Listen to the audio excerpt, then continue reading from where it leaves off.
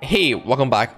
We're just a couple days away from the end of Genshin Impact 2.8, and so you know what time it is? It's time for a tier list video, because everyone loves tier lists for free views. But it's also interesting to come back eventually after DENDRO release to see how the character has changed, to see if DENDRO has truly changed up the Genshin Impact meta. And so, well, that's the reason why we're doing tier lists, other than free views. With that being said though, as always, before we start, tier lists are highly controversial. They are always heavily influenced by personal opinions, and tier lists are never end all be all, but should just be used mostly for fun nowadays. And so let's get started. However, the most important thing before we start is that we kind of shifted away from a one-dimensional tier list to a two-dimensional tier list where the x-axis represent the value of the characters. So a character higher on the x-axis mean that they have higher value, while a character higher on the y-axis mean that they have higher power.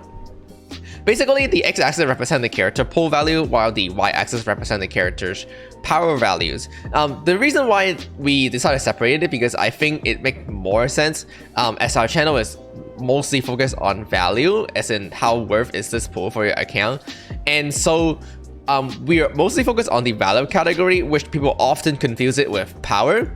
And while power do have a strong relation with value, it is not the only thing that matter. There are characters that are decently strong, but not necessarily worth your pull because they might be a luxury character, or there is alternative available already. And so that's the biggest reason. Unfortunately, because the canvas is rather small, it's not going to be pixel perfect.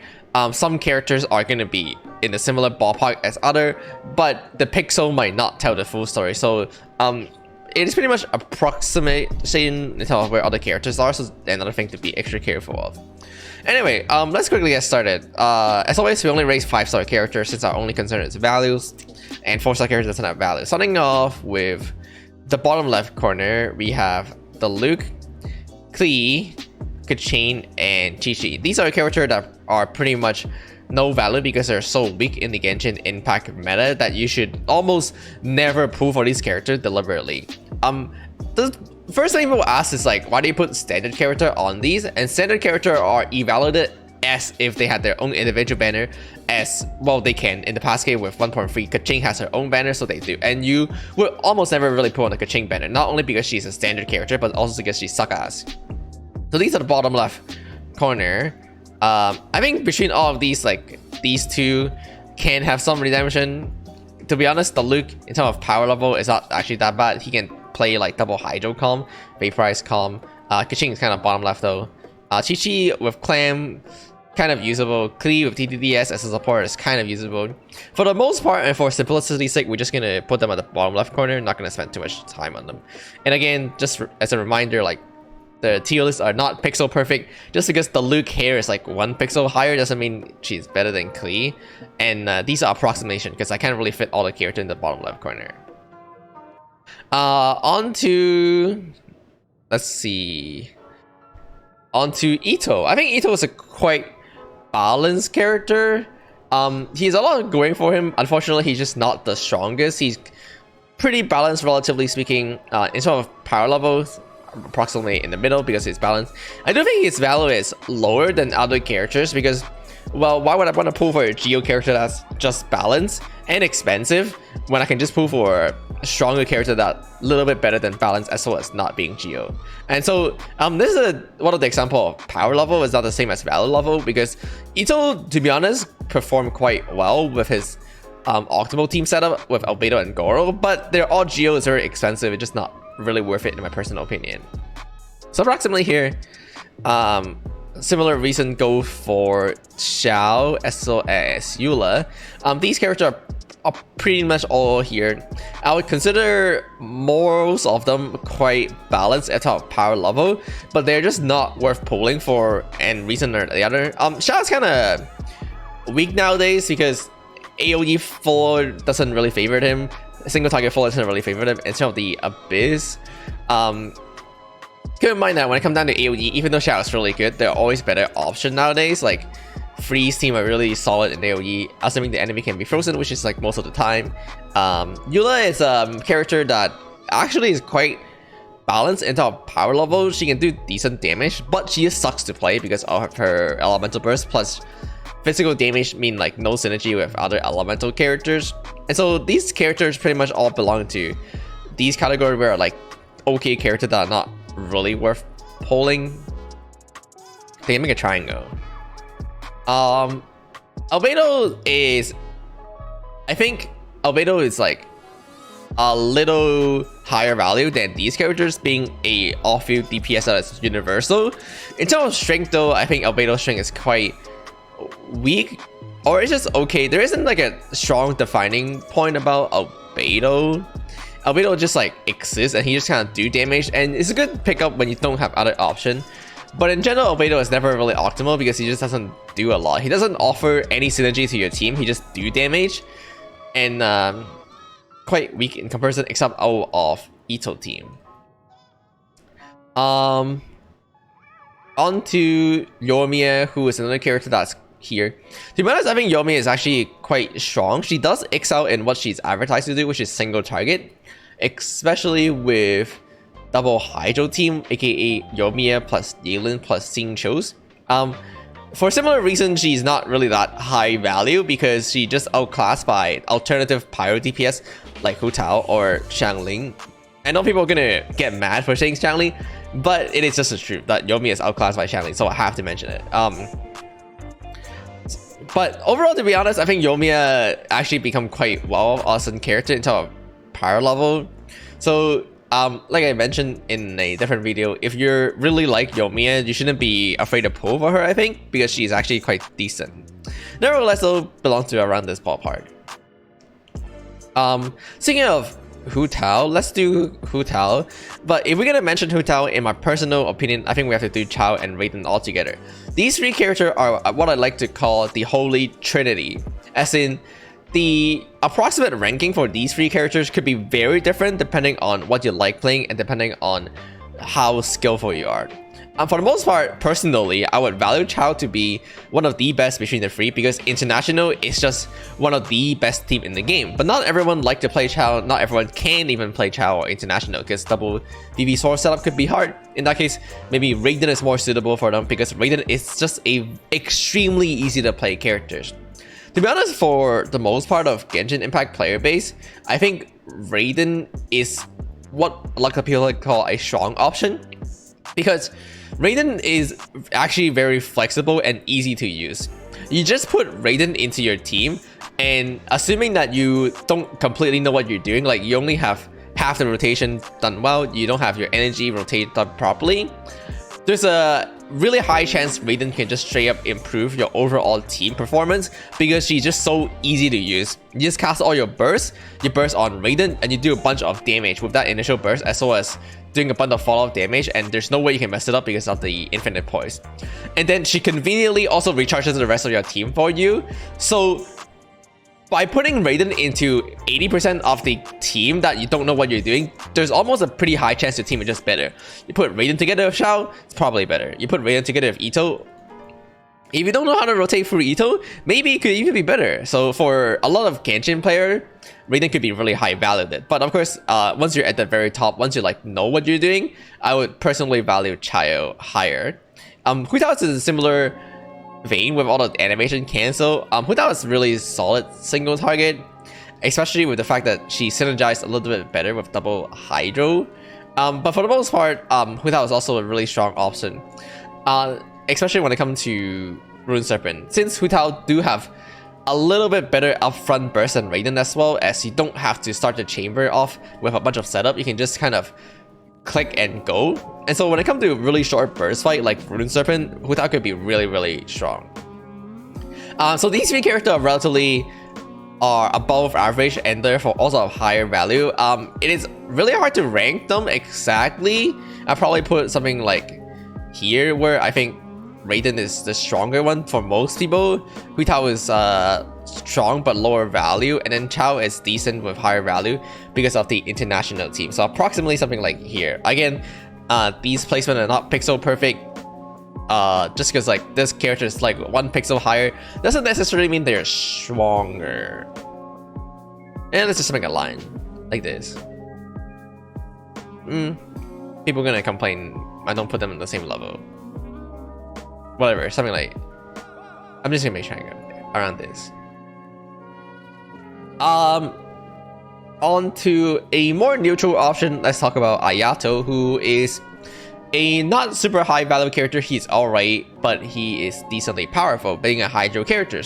The thing about Ayato is that he's just outclassed in terms of his value by the other Hydro option, including Kokomi, Xiao, or Yelan in their respective role.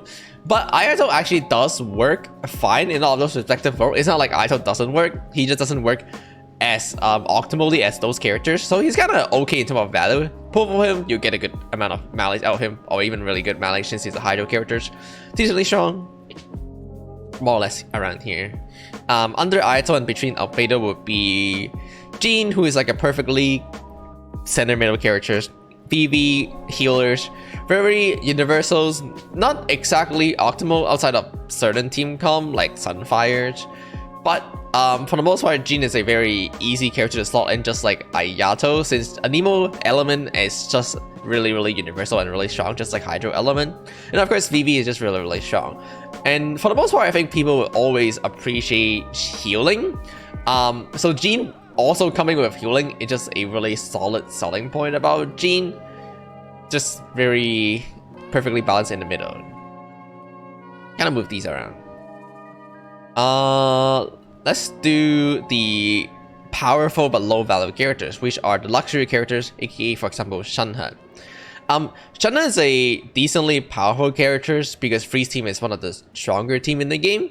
To be honest though, Shenhe's value is not that high because while though she is good, for the most part, using a C6 Rosaria can get you a similar performance, if not equal performance in terms of a C0 Shenhe. Assuming that your Ganyu or Ayaka are also more or less the free-to-play investment, Shenhe value kind of go up if your Ayaka is like really broken, like C2 with Mistbitter. For free-to-play wise, Shenhe value is not really that high, which is why her value which is why her shrink is just more or less equal to Rosaria in terms of overall team damage output. For the most part, I don't think Shenhe is a good role unless you run a full commit to Freeze team, because she's just very niche and her value is not very high because of that, even though she's decent. And so these are the perfect example of characters that could be strong but not high in terms of value, because they're either too niche, better alternative exists, or something like that. In a similar ballpark, I think Zhongli is the same, being one of the strongest defensive options in the game, if not... Well, Bennett is stronger in terms of defensive option, probably. So, well, I guess you can argue. Because Bennett is strong because he's bundled into offense and defense. Where Zhongli is really strong in terms of his overall defense, power level. But again, not very high value because defense are always a luxury that you can only afford after you have completed your offense lineup. When you don't have enough damage, your concern really shouldn't be if you can survive or not. Your concern to 36 starring Abyss when you don't have enough damage should be that, oh, how can I get more damage? And Zhongli is not the answer. Even when you have enough damage, you actually still can't run Zhongli because you have to have enough damage with only 3 party members so that you can put Zhongli as your 4th party member, since you can't really just create a 5th character slot. When you are able to fully afford that offensive option and therefore start looking into defensive option though, then Zhongli is quite powerful as he just kind of negate everything for the most part. He doesn't really negate everything, and personally I really value offense more. Taking a look at the current Troll 3 for example, when it comes to something like Rune Serpent, Zhongli just really doesn't help, since your main concern when it comes to Rune Serpent is always offense. Your concern is, when is this Rune Serpent going to come up so that I can DPS him? Your concern is never really, oh, am I going to die to the Rune Serpent magically? So therefore Zhongli is like an example of not being super valuable in there. Likewise, when it comes to the other half of Troll 3-1, while Zhongli could be really good to protect you from getting frozen, or he doesn't protect you from getting frozen, you still get frozen with the Zhongli shield up, but he does kind of help you survive even if you get frozen and you kind of get gangbanged by the 2 cryo gunner. The problem there is, of course, like by running a full offensive team on Troll 3-1, you can probably just one-shot the 2 cryo Fatui instead of having to depend on it. Plus, since you get frozen anyway, you can't really push damage because you have zhongli. So your best bet would be to dodge the freeze no matter what, even if you have zhongli, which is why, once again, I think defense is not valued too high there. Certain characters definitely really appreciate zhongli, like Yoimiya, xiao, Mel, Ganyu, but to some extent you can also call it weakness for those characters instead of zhongli being good for those characters. And so overall, I think zhongli is quite decent in terms of power level. I'm hesitant to call him strong because I don't really value defense, but overall his value are just not very high. Moving on to Venti, which is my personal biggest bias because I do love him a lot, and that is, I think he's decently high value characters that is really powerful whenever he works. I probably wouldn't pick him up over these characters, so I probably put him around here. But I think people underestimate how strong Venti is, and that is totally not a bias, because keep in mind that Abyss have two sides, and so as long as Venti work decently or even good on one side, you get benefit out of him. Sucking in like the Fatui, sucking in stuff. It really only doesn't work when you have rune enemy or boss enemy exactly both sides of the Abyss, which to be honest nowadays it hasn't been too rare, unfortunately.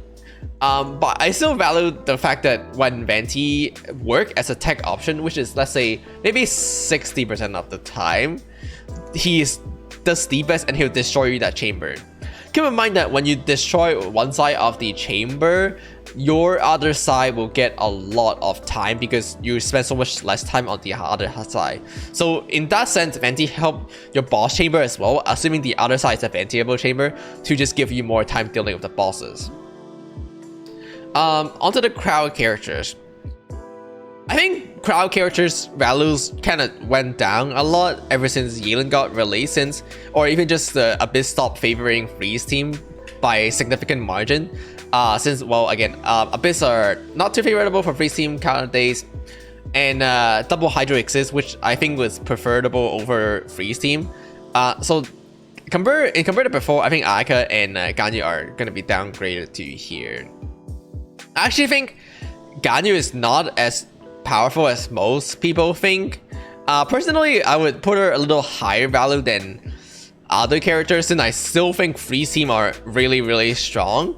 And I don't want to completely deny the potential of Freeze team. While it didn't work in recent Abyss, it doesn't mean it's like completely out of meta. It's not dead, because whenever it does work, it is still one of the best options in terms of coming to the Abyss. And Ganyu still have that Mel Ganyu option available, so that you're not limited to playing Freeze team. Plus the fact that Ganyu is playable as a support and therefore just have higher value. But compared to before, I think overall Ganyu and Ayaka definitely went down a little bit, since there are a lot of other strong options now, like mostly the Yelan. Plus, I think Ganyu power level is actually not as high as most people think. I think most people actually overhype or overestimate Ganyu nowadays. Ayaka in a similar ballpark as Ganyu. Probably like approximate to around these characters now. I'll put her a little higher for the similar reason as Ganyu, as in Freeze team is still one of the best option when it comes to gearing, as well as just doing your other side of the Abyss. A lot of you might be wondering why these two characters are not higher than these characters when it comes to Genshin Abyss, since these two are national variant and these are Freeze variant. And that's because there's so many national variant already, plus these are not necessity in national, that you could technically get away with these characters without these characters, but you can't really get away without these characters on Freeze team. And so I think if you're gonna run Freeze on one side, national on the other side, these are higher value. And of course, don't value only go down because Freeze team are not necessarily always runnable nowadays. And so I'll put them around here for now, but I think they're highly subject to adjustable that I can further move down. Yelan, I think Yelan is probably the strongest of all of them. Not because she's strong individually, in fact she's nowhere close to being a Xingqiu's replacement, but she's strong because of double Hydro, which is Yelan Xingqiu's pairing. It's just absolutely disgusting. Pretty universal, suitable with a lot of the single target damage formula. Pretty universal, especially when you can consider the fact that you can pair it with a lot of main DPS carrying. You can pair Xingqiu's Yelan with Ayato, you can pair it with hutao. xiao even, arguably. Raiden, you can pair it with ayaka, you can pair it with, who's that other kokomi hydro characters. I think double hydro is just really strong, really high values, and it's something probably I would consider to be a top. Yelan is something I would consider a top pull at the current moment for Genshin Impact. So check in the top right. In a similar category with Yelan's, of course, Kazuha, which I think is just the similar. I don't really know if it's more powerful or less powerful. I think it's just strong individually in its own way. Oh, by the way, now you can see why the pixels are hard to adjust. Kazuha is really universal, really good amount of grouping, really good amount of damage buffing option to almost any team in the game. One of the best in a lot of different teams, including national or non-national team. Good in freeze team, good in like Raiden Hyper, good in national, good in double hydro. Overall, really strong in terms of just being really powerful and really high value. Keep in mind, Sucrose also always exists, but fortunately, you can just run Sucrose and Kazuha on both sides of the abyss. So it's not a big deal that Sucrose is sometimes equally as good as Kazuha, especially when it comes to V-Prize team. But just a quick call out that Kazuha is definitely not unique in that sense because Sucrose is also a character that's really strong. Okay, moving on to Yaimiko, who I think most people might undervalue currently. I think Yaimiko is definitely really balanced in terms of her power level. You just treat her as a official 2.0, just drop your totem, and maybe you burst once in a while. Your burst is actually not that important on Yaimiko. It's really just dropping totem like visuals and just call it a day. But unfortunately not as good as visuals. Therefore, her value are a little lower because visual is a better replacement that is available for free or as a 4-star. For what it's worth though, Yaimiko's biggest use case is to do visual Yai pairing, and that pairing is really strong. It surely will not get stronger in 3.0. But for the reason of visuals, it's just better replacement, and Yai being really clunky with EQ, which make her quite unpleasant to play. I'll put her here for now. But yeah, Yai biggest advantage is visual Yai pairing, which is not something visual can replace. But otherwise, if you're just gonna use a single electro off your characters, just use visual. And finally coming out, we have Mona. Mona, we are gonna put, it's really hard to evaluate. Mona has one good team, which is freeze team, and freeze team again hasn't been too hot, so these value went down, so of course Mona value also have to accordingly go down. But the most part, Mona is an okay character. She's kind of just a hydro feeler for freeze team, to be honest, even though Omen extension is something that's quite nice to have. If we do have a better option to run in freeze team, usually we prefer that. You can argue Kokomi is already a better option than Mona since Kokomi also do heal. If you don't need healing though, then it's not a consideration. But for the most part, I think you can argue Kokomi is a good upgrade over Mona to put in freeze team. And so Kokomi Sana here for that reason. Yeah, so these two characters really solid in freeze team. Kokomi especially just really solid being an off-field hydro applicator. Being able to play in Taser as an on-field or off-field driver are really nice as well, other than freeze team or just some of the other team. Keep in mind that we don't really take Sukokomon as a consideration when it comes to value, since it's pretty much unplayable for like majority of the people. It is something to look for if you're like a die-hard Kokomi fan, but it's not something the general consideration should consider. And it's like why I rather Raiden high, because for the purpose of general consideration, she's really strong. Around here. I think that's all the 5-star characters. Aloy technically a 5-star character, which is like, I think people don't give Aloy enough credit. Aloy is high value because she's free.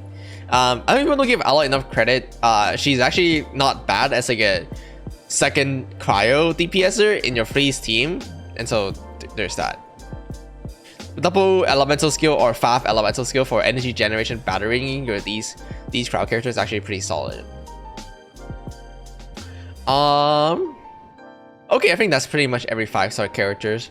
I kind of speed run this tier list a little bit since I don't want to make it like a 1 hour long tier list that people won't listen to for the majority of the video. I think it's important to get the context of all the characters, so I try to make it a little shorter rather than like a 15-minute one where I go like 1 more minute in depth for every characters in the game.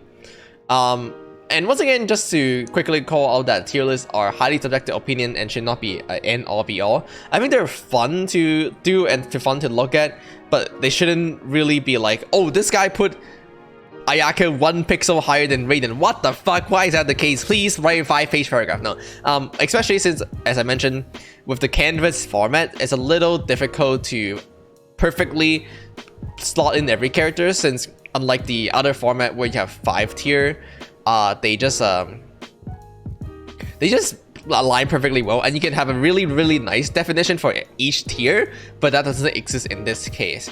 However, I think doing it in this format is important since, again, our concern is mostly value, and some characters just have high value despite not being as powerful, like Ganyu for example, or in other cases some character could be powerful but not as high value. And I think this really helped illustrate the goal I'm trying to achieve a lot more, even though I do have to make a few sacrifices on the way.